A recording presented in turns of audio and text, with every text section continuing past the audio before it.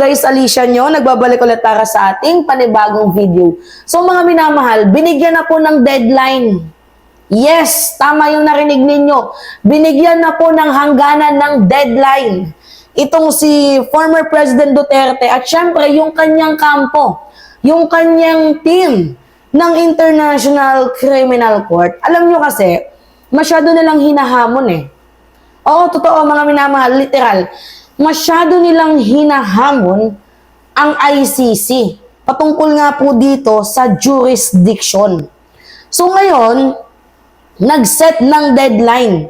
Hanggang June 9 lamang po, mga minamahal, na dapat makapagsumiti na itong kampo ni Digong, yung kanyang legal team, ng mga requirements na hinihingi ng ICC para makalaya si Duterte. Diba? Kasi lagi nilang kune-question, wala namang jurisdiction ang ICC. So, kumbaga, criminal ang ginawa, criminal arrest ang ginawang paghuli kay former President Duterte. Hindi makatarungan dahil walang jurisdiction. Ngayon, challenge accepted. Ayaw naman kasi ng ICC na bago sumapit ang September 23, diba?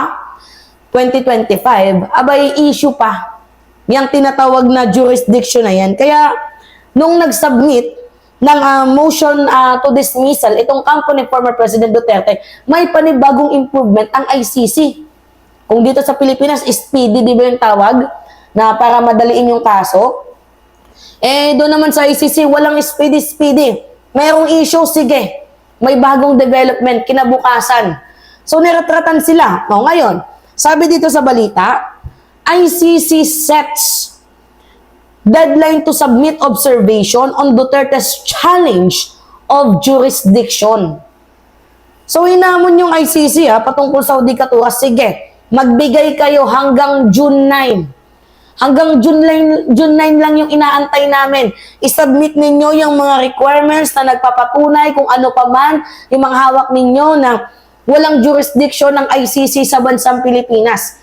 Eh, sabi ko nga sa inyo, yung nangyari kasi mga minamahal, Interpol naman yung nag-aresto. Dito kay Digong.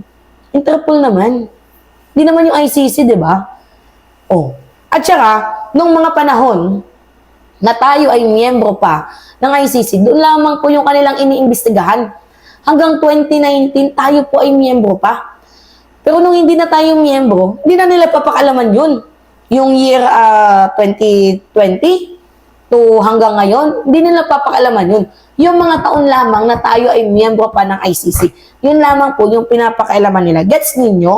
Yun yung hindi mag-gets ng kampo ni Digong. So ngayon, sabi dito sa balita, the International Criminal Court Pre-Trial Chamber, which is handling the case of former President Rodrigo Duterte, is giving prosecutors and public counsel until June 9 to submit written observation on the defense's challenge of the court's jurisdiction. Masyadong nag-aamok eh. Diba? Okay, sige. Challenge accepted, sabi ng ICC.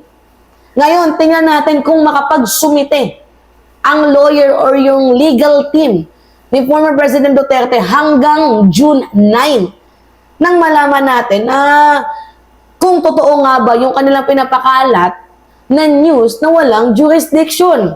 So ngayon, ICC na yung naghamon, nag-amok sa inyo. Masyado kasi mga minamahal, feeling above the law. Itong mga Duterte, itong kanilang team, na kala nila lahat, malulusutan nila. Ngayon, tingnan natin dito. Kaya tingnan nyo, nung si Digong naharap sa camera, sabi niya, bilisan nyo na yung ICC, putang enang yan, habang buhay pa ako. Pero nung nandyan na yung ICC, ano yung nangyari? Wala, di ba? Mga minamahal, tameme, si Digong nagre-reklamo na bakit siya hinuli. Tama ba yung behavior na yun, sir? Duterte's lawyer Nicholas Kaufman and Dov Jacobs on May 1 challenged the ICC jurisdiction over alleged extrajudicial killings in the war on drugs. So, yung legal team ni Digong, Kasama na si Nicholas Kaufman, pati yan si Dov Jacob, at yung iba pang mga Duterte, yan yung laging ninangak-ngak ng bibig. Oh, wala namang judikatura, ba't nyo hinuli? Yeah? So, nasa yung jurisdiction ninyo? Oh, okay. Ngayon na narinig ng ICC yan at ayaw nilang maging issue pagdating ng panahon. Literal, mga minamahal. Ayaw nilang maging issue pagdating ng panahon, yung jurisdiction na yan, pinagbigyan sila sa kanilang request. Okay, sige. June 9, magsumiti kayo ng mga requirements ninyo na nagpapatunay talaga na walang jurisdiction ng ICC. Basta lahat, isumiti ninyo. Kasi naghahamon, di ba? Kasi ayaw nga maging issue ng ICC pagdating ng panahon. Ngayon, makakapagsumiti kaya itong sila Digong? Well, let's see. Tingnan natin. So, in an order by presiding Judge Julia, di ba? Antoniela and Motok, and the pre-trial chamber noted that under the rules of procedure, it does an authority to allow prosecutor and representative of victims to submit observation in jurisdiction proceeding. Meron din pala, dagdag ko sa inyo mga minamahal.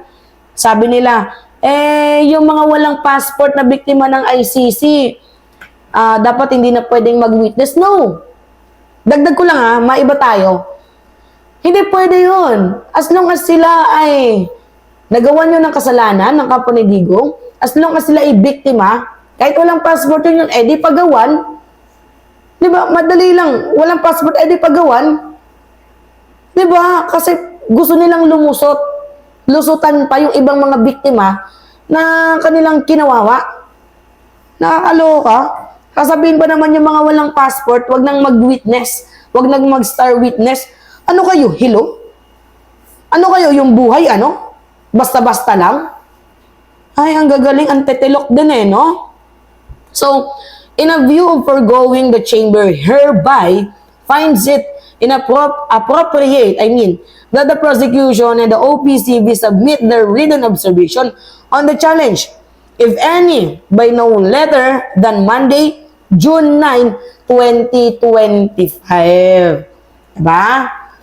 So, pre-trial chamber also ordered the court victims' participation and reparation section to give the Office of the Public Counsel for Victims, the unit created to provide support and legal representation for victims, the necessary information about potential victims who have already communicated with the court in relation to the present case, as well as any necessary assistance to contact such victims.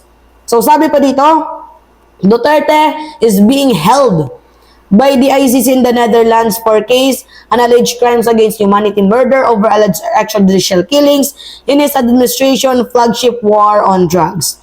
So, the government has acknowledged more than 7,000 deaths in anti-narcotic operation in the bloody campaign that supporters maintain was necessary and was good daw for the Philippines.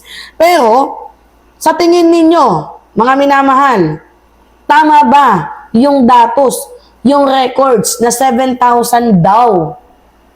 7,000 lang daw ang mga biktima na sa war crimes ni former President Duterte? Kasi according sa record ng Rappler, umabot ng 30,000. Diba? So kasi may mga ganito katulad sa Davao. Yung binasa ko sa inyong article noon, na meron silang logbook. Yung logbook na totoo at yung logbook na meron ng fully furnished. Diba? Yung meron ng minasilya. Yung meron ng tinakpang chismis. Diba? Ito yung totoong record. Tapos yung isinusubmiti lang, kasi syempre, diba, sa PNP, magsasubmit sila para malaman na, ganito pala kataas ang nangyayaring krimen. Manipulated. Alam niyo yun? Yung record na matataas, nililinis dito para isumite, para na masabi na ang Davao daw po ay isa sa mga safe place ng bansang Pilipinas. Pero mukhang taliwas.